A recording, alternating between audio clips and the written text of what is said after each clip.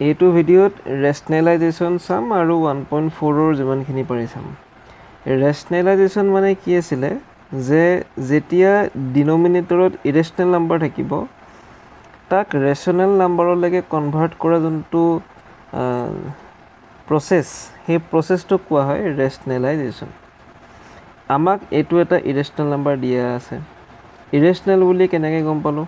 Because এইটো rational divided by ইৰেচনেল হৈ আছে।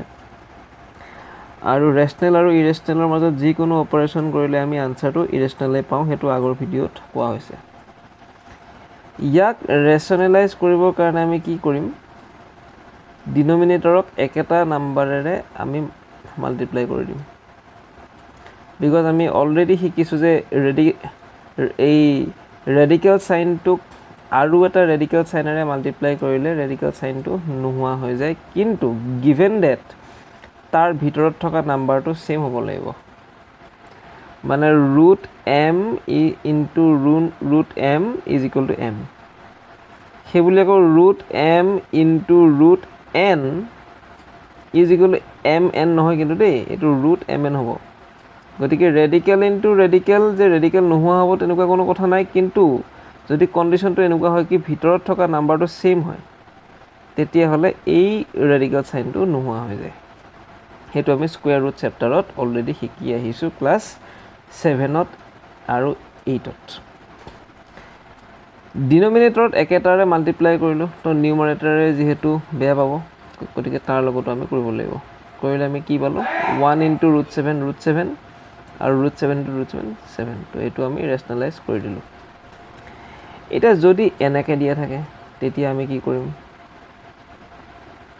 এইটোতো অকণমান বেছি কমপ্লিকেটেড হৈ গ'ল। তো এই মানে এনেকুৱা ধৰণৰ কৰিবৰ কাৰণে আমি এটা আইডেণ্টিটি মনত পেলাব লাগিব, a minus B into A plus B, বা নহ'লে a plus B into A minus B. তুমি যি বুলি নোকোৱা আৰু 2 ইনটু 3 বুলি কোৱা বা 3 ইনটু 2 বুলি কোৱা, আমি কি পাওঁ? a squared minus B squared. ঠিক আছে, তো বেচিকেলি আমি এই স্কুৱেৰ কৰিবলগীয়া যদি হৈ যায় তেতিয়া আমাৰ কাৰণে ভাল, মানে আমি যদি স্কুৱেৰ কৰিব পৰা হৈ যাওঁ। গতিকে স্কুৱেৰ কৰিব পৰা হৈ যাবৰ কাৰণে আমি এই আইডেণ্টিটিটো আমাৰ মনত থাকিব লাগিব, আৰু থাকিলেহে আমি ইয়াতে সেইটো এপ্লাই কৰিব পাৰিম।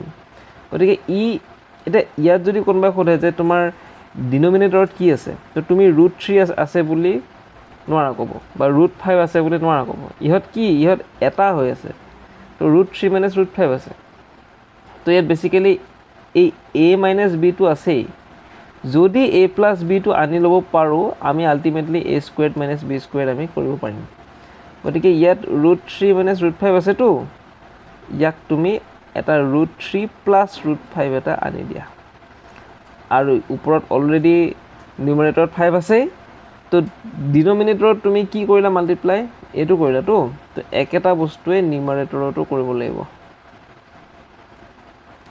তাৰপিছত মানে ওপৰত নিউমাৰেটৰত যি হৈ থাকক, জাষ্ট তলৰখিনি আমি ৰেচনেলাইজ কৰিব লাগে, আমাৰ মেইন অবজেক্টিভ সেইটো। তো ওপৰত যি আছে যেনেকৈ আছে তেনেকৈ থাকক। ইয়াত কি হ'ব? a minus B A plus বিৰ নিচিনা হ'লে, গতিকে এতিয়া আমি কি কৰিব পাৰিম? a স্কুৱেৰ্ড মাইনাছ বি স্কুৱেৰ্ড কৰিব পাৰিম। ঠিক আছে, তো 5 ব্ৰেকেট ৰুট 3 প্লাছ ৰুট 5 আৰু ৰুট 3 স্কুৱেৰ 3 আৰু root 5 square 5, 3 minus 5 is equal two -2, হয়নে? গতিকে 5 এইটো তুমি তলত কি পালা? -2 পালা।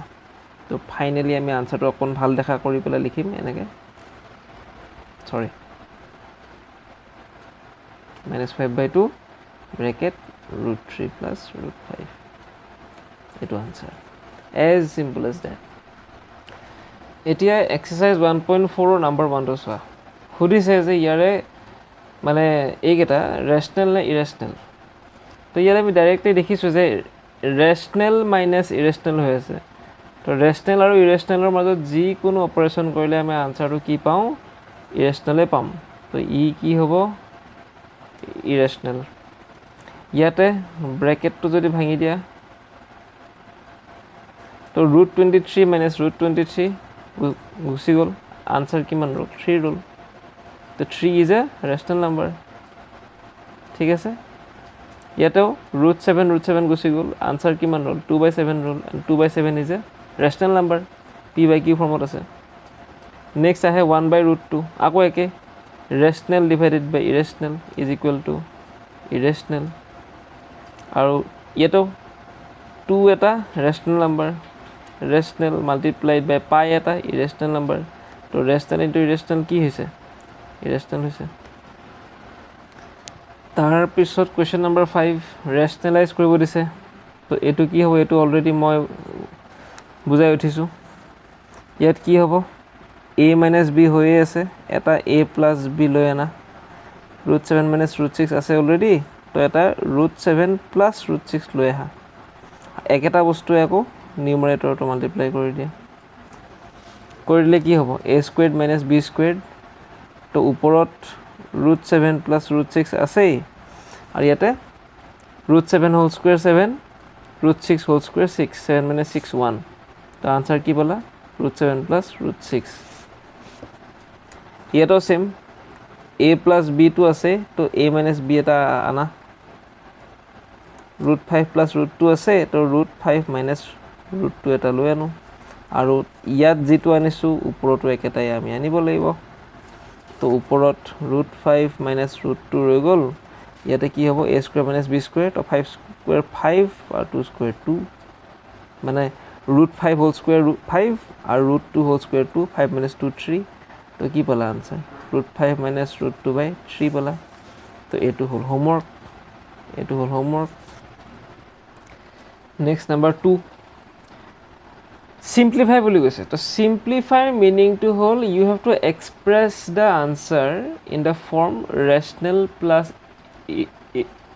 irrational ঠিক আছে আমি আনসাৰটোত মানে আলটিমেটলি গৈ এনেকৈ সামথিং ৰেচনেল প্লাছ সামথিং ইৰেচনেল হ'ব লাগিব তো সেইটোকে কোৱা হয় সিম্পলিফাই বুলি ঠিক আছে তো আমি সিম্পলিফাই কৰিবলৈ বেলেগ একো নাই জাষ্ট ব্ৰেকেট কেইটা ভাঙি দিয়া আৰু এইটো ব্ৰেকেট ভাঙাটো এইটো তোমাৰ ডিস্ট্ৰিবিউটিভ আছিলে তো কি হ'ব 3 ব্ৰেকেট 2 + √2 + √3 ব্ৰেকেট 2 + √2 হয়নে ফাৰ্ষ্টতে এইটো ল'লোঁ মাল্টিপ্লাই বাই এইটো নেক্সট প্লাছ √3 ল'লোঁ মাল্টিপ্লাই বাই এইটো সেম সেই আগতে সৰুতে আমি যেনেকৈ সেইটো 3 ল'লোঁ তাৰপিছত ইয়াতে 2 + y ল'লোঁ প্লাছ x ল'লোঁ আকৌ 2 + y ল'লোঁ এনেকুৱা তাৰপিছত কি হ'ব 3 2 6 3 × √2 3 √2 মানে thrice √2 নেক্সট √3 × 2 twice √3 √3 × √2 √6 এইটো তাৰপিছত কি হ'ব ভালকৈ যদি চোৱা আৰু একো নহয় এইটোৱে আনসাৰ কাৰণ ইয়াতে ফাৰ্দাৰ আৰু আমি একো কৰিবই নোৱাৰোঁ তাৰমানে আৰু কৰিলেও খুব বেছিতে আমি ইয়াতে এই ফাৰ্ষ্ট টাৰ্ম আৰু এই ছেকেণ্ড টাৰ্মৰ মাজত আমি 3 এটা ল'ব পাৰোঁ কমন লৈ পেলাই আমি 2 + √2 বুলি এনেকৈ লিখিব পাৰোঁ বাট ডেট ইজ মিনিংলেছ বিকজ তোমাক সিম্পলিফাই কৰিব দিছেতো তো সিম্পলিফাই কৰোঁতে কৰি গৈ আকৌ তুমি যদি আৰু কমপ্লিকেটেড কৰি দিয়া এনেকুৱা নহ'ব তো সিম্পলিফাই কৰাৰ মিনিংটো কি আছিলে যে কি ৰেচনেল আৰু ইৰেচনেলৰ কি সামেশ্যন হিচাপে দেখুৱাব লাগে তো আলটিমেটলি ইউ হেভ shown তো এইটো হ'ব আনসাৰ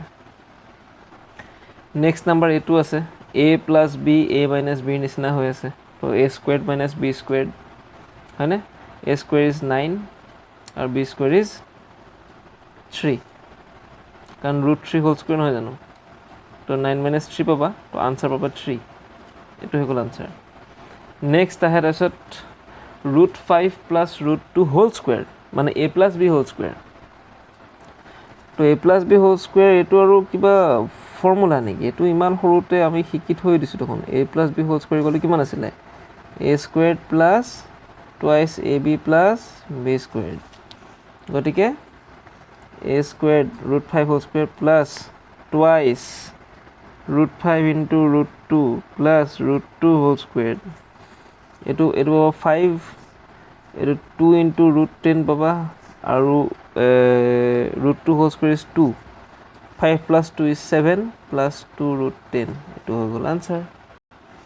Number 4 to আকৌ a minus b আৰু a plus b নিচিনা হৈ আছে. So this is also homework. So 1.4 number 2 number 2 আৰু number 4 homework. আৰু ইফালে number 5 or number 4 to homework. আৰু বাকি আমাক root over 9.3 এটোক আমাক নাম্বাৰ লাইনত ৰিপ্ৰেজেন্ট কৰিব দিছে তো হেতুটো একদম ইজি আছিল কি আছিল এনেকে নাম্বাৰ লাইন এটা ড্ৰ কৰিছিল এটা আৰবিট্ৰাৰি মানে ৰেন্ডম এটা পইণ্ট লৈছিল ইয়াৰ পৰা ইয়ালৈকে আমি 9.3 ইউনিটস লৈ লম আৰু এটা এক্সট্ৰা 1 ইউনিট ইয়াতে আমি লৈ লম তাত এই AC ৰ মিড পইণ্টটো লৈ লম লৈ পেলাই এনেকুৱা এটা সেমি সাৰ্কেল ড্ৰ কৰিম তে ইয়াৰ পৰা এডাল কি ড্ৰ কৰিম পাৰপেন্ডিকুলাৰ এই লেন্থটো লৈ পেলাই আমি ইয়াতে এডাল আৰ্ক আঁকিম এই পইণ্টটোৱে হ'ব কি root over 9.3 তো এটো মই আগৰ ভিডিঅত এক্সপ্লেইন কৰিছো তো ইয়াৰে সলিউশনটো I will give it to you later on till then bye এখিনি ইয়াৰ পিছৰ আৰু এটা laws of exponents আছে laws of exponents খিনি একদম ইজি হে আগৰ নিচিনাই আমি a to the power m into a to the power